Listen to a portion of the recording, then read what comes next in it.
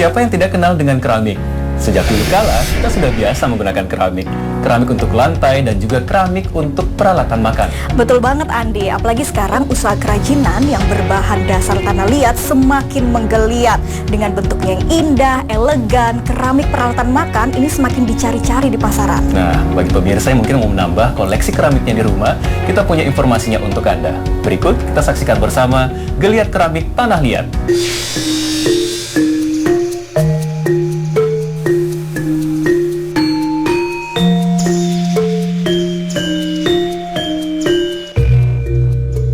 Peralatan makan bukan sekedar wadah makanan atau minuman, tapi juga dapat mempercantik penyajian hidangan.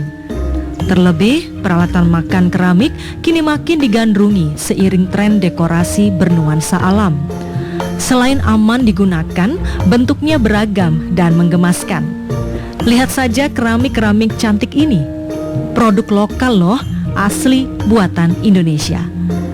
Diproduksi oleh Suwarna Art, usaha kecil menengah atau UKM yang berlokasi di daerah Cukang Galih, Curug, Provinsi Banten. Berbeda dengan keramik pabrikan yang menggunakan mesin, keramik Suwarna Art merupakan buatan tangan, sehingga perlu ketelitian dan kesabaran dalam proses pembuatannya. Tidak mudah memang, karena harus menjaga ukuran dan ketebalannya agar simetris. Ada ketidaksempurnaan. Bentuknya satu dengan yang lain itu tidak 100% sama. Jadi mungkin ada penyaknya sedikit, ada belangnya sedikit. Tapi bukan sesuatu yang disengaja, bukan sesuatu yang karena kita ceroboh.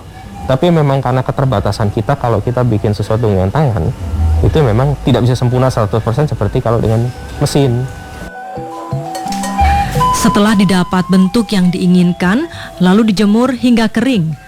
Kemudian dilanjutkan dengan proses pembakaran dalam tungku sekitar 12 jam yang bertujuan agar keramik menjadi keras, lebih padat, dan kedap air. Selanjutnya diwarnai dengan pewarna khusus yang tidak mengandung timbal.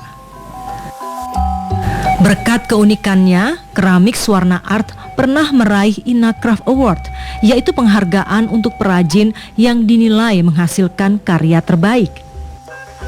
Beragam cara untuk meningkatkan kapasitas penjualan dilakukan, mulai dari mengikuti pameran, bekerja sama dengan desainer interior atau arsitek, dan menjadi anggota asosiasi.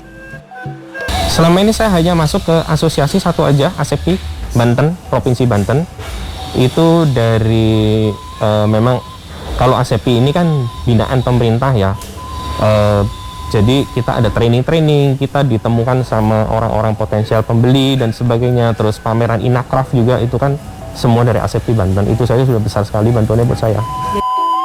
Berbagai peralatan makan dari keramik yang cantik dan elegan ini dapat mewarnai kegiatan bersantap bersama keluarga di rumah, sehingga momen makan bersama keluarga akan terasa lebih istimewa.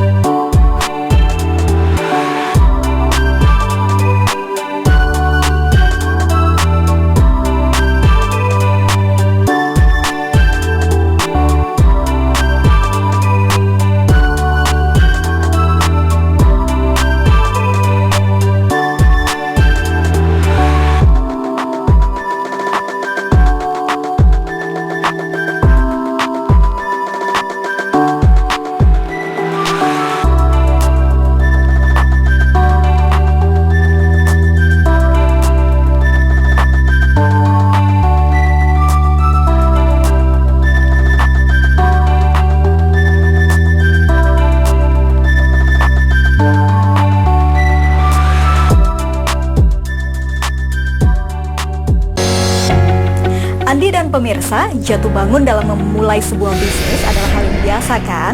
Nah, apalagi sebagai pelaku usaha bisnis kecil dan menengah. Seperti pelaku usaha keramik Suwarna Art, Mario Suryana. Walaupun pernah dihantam krisis ekonomi, tapi tetap semangat untuk membangun bisnisnya. Begitu menginspirasi ya. Nah, yang penting harus kita ingat adalah kegagalan merupakan kesuksesan yang tertunda. Betul sekali. Jadi bagaimana kita harus bisa kembali bangkit, kemudian semangat untuk mencari tahu peluang yang baik untuk bisnis kita yang akan kita tekuni. Itu dia kuncinya. Nah, kita simak berikut kiat sukses menjadi pelaku usaha.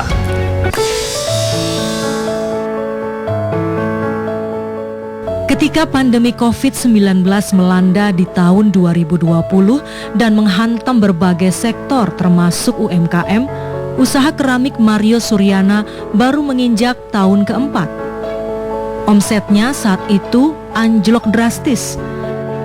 Dulu waktu awal-awal pandemi, waktu orang masih khawatir untuk keluar rumah ya, itu benar-benar restoran semua tutup, kafe semua tutup, hotel semua tutup, padahal itu ada klien utama saya.